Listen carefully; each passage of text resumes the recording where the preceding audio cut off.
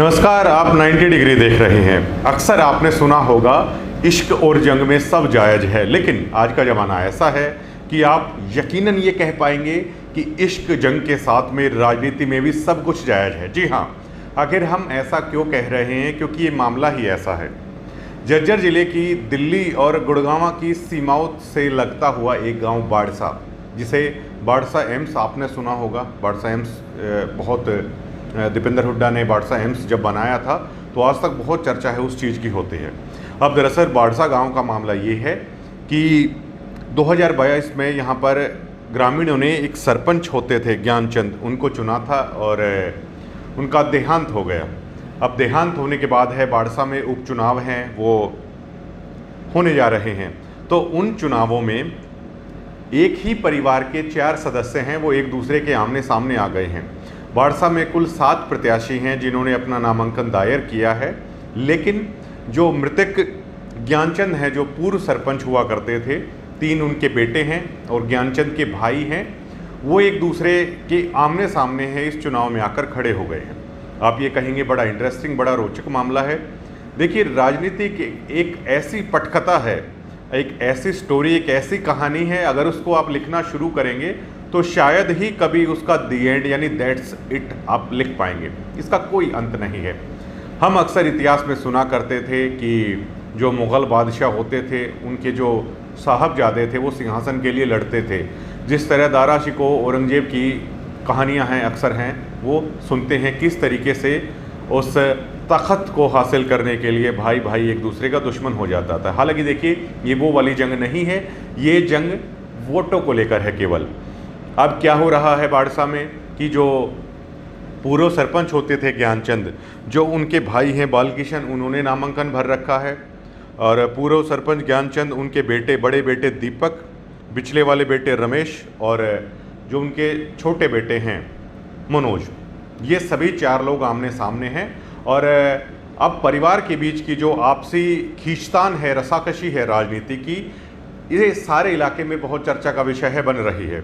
अब जो हैं, उनके भाई हैं जो बालकिशन, वो कह रहे हैं ग्रामीणों को उनकी वोट हासिल करने के लिए कि मेरे भतीजों ने हमें ये आश्वासन दिया था कि पिताजी के जाने के बाद आप उनकी विरासत है वो संभालिएगा, लेकिन अब भतीजे ही उनके खिलाफ हैं, वो मैदान में आ गए हैं, जबकि सबसे पहला हक है वो उनका बनता है। उसके बड़े बेटे हैं दीपक, वो कह रहे हैं कि मेरे पिता सरपंच थे, कई बार उनके साथ जो सरपंची के काम के लिए बाहर भीतर आना जाना होता था, सरपंची की कार्यशैली को मैंने करीब से देखा है, इसलिए मैं उपयुक्त उम्मीदवार हूं और बाड़सा की जनता से अपील है कि उन्हें अपना कीमती वोट हैं दे।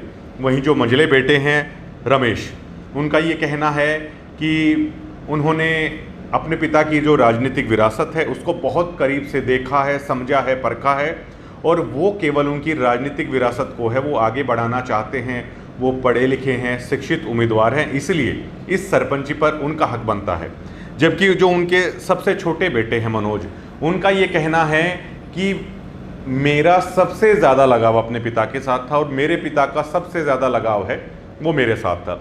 देखिए, हम अक्सर ये पढ़ते आए हैं कि माता पिता का प्रेम है वो इस तरीके से नहीं होता किसी रोटी के टुकड़े की तरह कि जिसे मतलब अलग अलग बांट दिया जाए। माता पिता का प्रेम ये कहा जाता है कि सभी बच्चों में समान रूप से होता है, लेकिन राजनीति अगर बीच में आ जाती है तो इस तरह की चीज़ें भी आ जाती हैं कि मुझे मेरे पिता से सबसे ज़्यादा लगाव था और मेरे पिता को मुझसे सबसे ज़्यादा लगाव था, इसलिए सरपंची का सबसे बड़ा दावेदार मैं हूँ।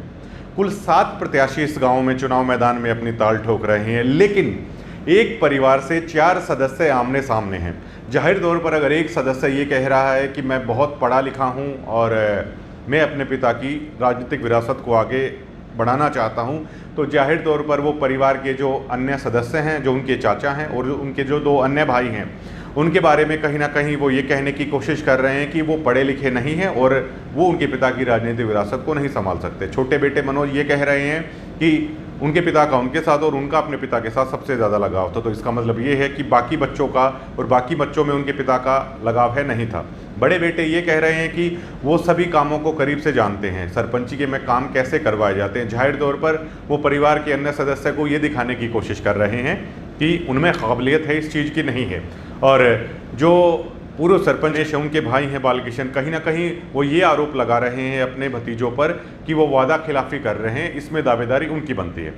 ये आरक्षित सीट है और एससी कैटेगरी से ताल्लुक़ रखने वाला ये परिवार है। अब पूरे हरियाणा में चर्चा का केंद्र है, बनता जा रहा है। लेकिन सबसे इंटरेस्टिंग बात यह है कि एक परिवार से 4 सदस्य होने के बावजूद भी यही परिवार है, वो बताया जा रहा है कि चुनाव मैदान में वो बना हुआ है।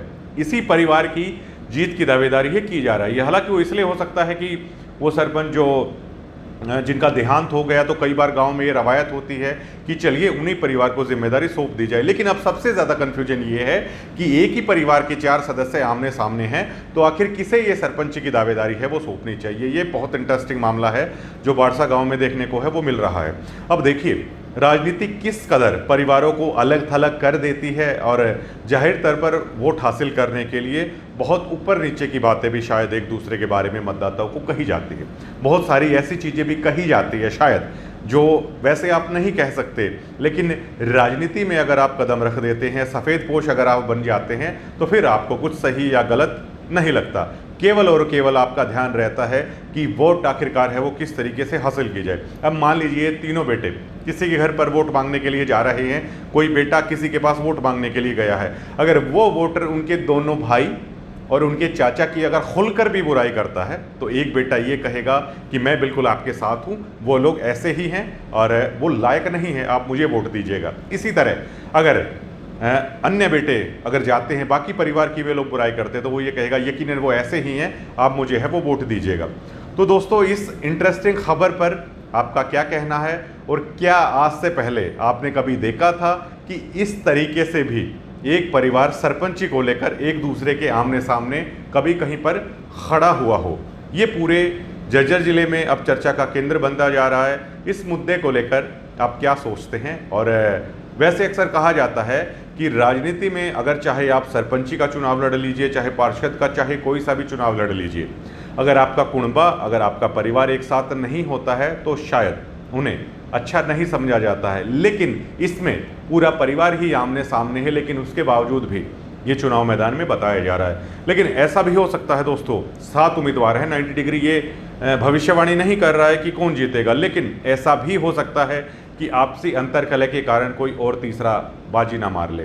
अब देखते हैं कि क्या कुछ रहता है इस चुनाव परिणाम का। आप कमेंट के माध्यम से 90 डिग्री को बता सकते हैं कि राजनीति का जो ये अनोखा मामला आया है, क्या आज से पहले आपने कहीं ऐसा सुना, कहीं ऐसा देखा था जो झज्जर के बाड़सा में देखने को मिल रहा है? आप बताइएगा ज़रूर। शुक्रिया।